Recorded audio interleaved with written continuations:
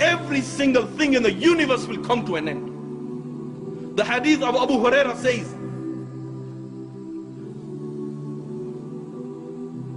that the angel of death, it will say to Allah,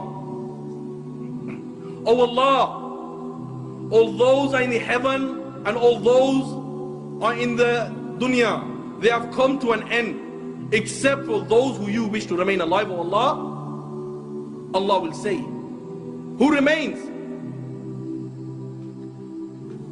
And the angel will say, "Oh Allah, Jibreel remains, Mikael remains, Israfil remains, and the angels who are carrying your throne, they remain."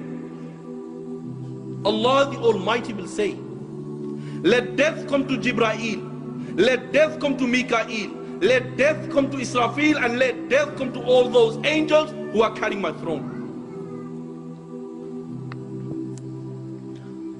Then Allah will say, "Who remains?" Ya Allah knows who remains. Allah will say to the angel of death, "Who remains?"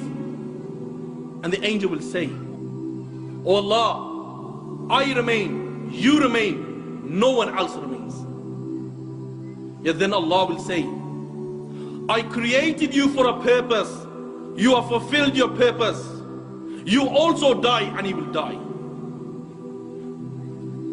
And then Allah the Almighty, He will roll up all the heavens in His hands. He will roll up all the worlds in His hands. And Allah will raise His voice and Allah will say, "I am the Almighty Allah. I am the Almighty Allah. For whom is the divine rule today? For whom is the power today?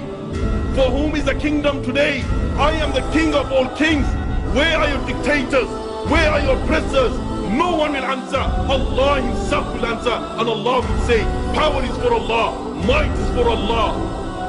The one, the only, the irresistible."